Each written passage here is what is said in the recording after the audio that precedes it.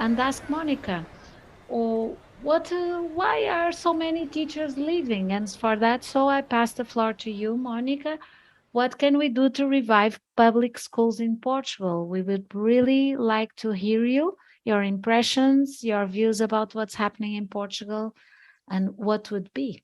So, thank you. Well, happy Building Day to everyone. I have been hearing some of the people who has passed through this day, and I feel very, very honored to be here and to be able to share my experience with you. Like Ines said, I am a teacher, I'm a French teacher, I also have been a Spanish teacher, Portuguese teacher, literature teacher, and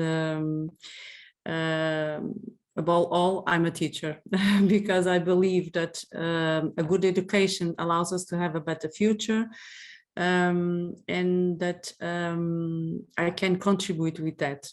Everyone wants a free quality public education, but not much people are seeing the relevance of teachers to do that. I think that there is a big difference between having knowledge and knowing how to teach. And the truth is that our students, our future generations, increasingly need teachers who have pedagogy at their fingertips, like I used to say. And these are becoming an endangered species because in Portugal, at this moment, we are at the risk of making some choices that put the worst teachers inside the classroom. And I realized today that it's not just happening in Portugal. And what is happening in Portugal at this moment in 2022, more than 2,000 teachers, almost 80% of the total of active teachers left for retirement. And according to a recent study on teaching needs carried on by the Nova University of Lisbon in collaboration with the Minister of Education, by 2030, we will need more than 34,000 new teachers in the public system. So the shortage of teachers is a real problem that we need to look at. The average age of Portuguese teachers is 50 years old, because over the 10 years, the teachers in their 30s and 40s have abandoned their careers. They have gone in search of new professions and better working conditions. And in this moment, we are in September, the new school year is starting, and about 60,000 students have at least one teacher missing. And probably this teacher will miss until the end of the year, the school year. And what is causing teachers to leave their careers? Well, there are several central reasons. I will talk about some of the reasons because I can't say everything, but well, increasingly and since a long time inside and outside of Portuguese schools, teachers are being largely devaluated, feeling unprotected and recriminated, and often suffer direct attack physically and verbally. And this has caused a big emotional and psychological problem in teachers. Also, the constant reforms. In the last 10 years, there have been 40 curriculum reforms in primary and secondary education. The subjects programs, the class times, the curricular targets, or the students' evaluation were some of the areas changed by the government since 2006. And these reforms take place in offices without consulting or listening to teachers, who are then forced to apply them in record time and to present good results. So, and what is the result of these reforms? We have an education system increasingly bureaucratic. Teachers are overloaded with paperwork and they have to align with those paperwork, and they have to align with the goals of the system. And the goals are pass all students at all cost, at any cost. And the underachievement of the students is pointed out as a responsibility of the teacher.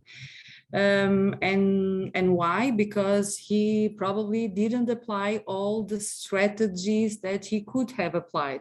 He didn't facilitate correctly the process to achieve the marks that guarantee their passing. So we feel that all this bureaucratization takes us away from our real role, that is to support students in their development and growth as citizens and human beings, to foster them the ability to make conscientious choices, to develop critical thinking, to remove the feeling of powerlessness that they increasingly demonstrate. In a world in which we are constantly being abducted by technologies and information overload, the school serves to help the students to select where to put attention and focus. The info intoxication has left increasingly visible marks on our youngsters, which we can see every day, like anxiety, depression, suicidal tendencies, obesity, social exclusion, just to name some. And the school and the teachers are the ones who are best able to create safe bounds for the pupils, and this takes clearly time and attention. Having this in mind, and between papers and meetings, we do our best to meet these pressing needs. And what do we do? We do so many things that I have a hard time to select, but I will say some things. We develop activities that promote communication. What do we use? Reading. We read books and texts and inspirational phrases that lead to conversations that allow them to express their concerns, their anxieties and curiosities. We use music and silence to create moments of pause, to increase our internal well-being. In the library, we develop, we make sessions that we call time to read and reflect, where all aspects fit. We talk about literature, art, science, many subjects. And we also develop values-based education projects with students, because we believe that to work on values and to promote in our young people social conscience, emotional intelligence, and civic engagement for the universal cause is very, very, very important. We have including worked with Inês, our host, in Value Moves, between students in Brazil and Portugal, and it was very, very impactful on my students to be able to do that work. A child or a young person in emotional distress can hardly learn. So it is incredibly powerful and impactful to work on values. It is in this work that I put my faith on, I must say, because I still want to continue despite everything, because I was born to be a teacher, and I feel that that's where I can do my little contribution to the world, to a better world. So thank you for listening to me and for the opportunity to share my point of view with you. Mónica, and thank you for being with us. It's an honor to have someone that is for a long time in the public school doing so many things, and other colleagues from Portugal, I believe, are in this meeting also, and the ones that are not here but deserve to be referred. So thank you for sharing your thoughts and for being with us. And I need to ask you before I go a bit forward, this is not your first session today. No. And you listen other teachers in other sessions. Yes. What would you could you tell us about your impressions? Because you started and said, I came here to make my point and to share with all of you what is happening in Portugal, but you realized something Yes. that you were not so aware. Could you tell us a bit? No, not at all. Well, I didn't knew. I did knew that in France they had similar problems, but through the day, hearing people from Japan, from Australia, talking about from Holland, talking about the same issues, the same worries, because I feel that anyone who is a teacher is whatever, wherever he is in the world, is feeling the same thing. They need us, and we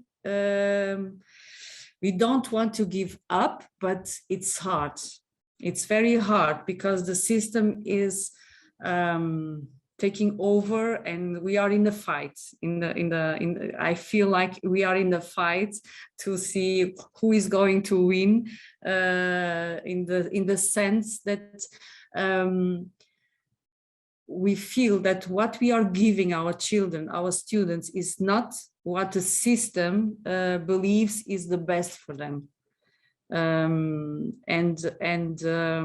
I realized that there are people all around the world feeling the same thing, and that on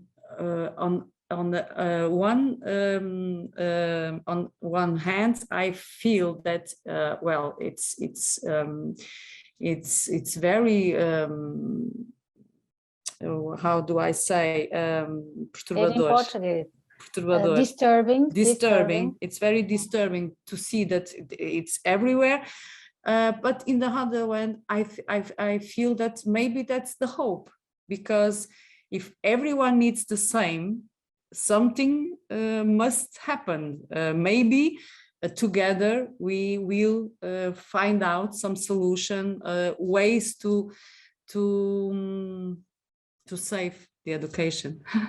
To make a shift, to make a shift, to make the revolution that you are talking about.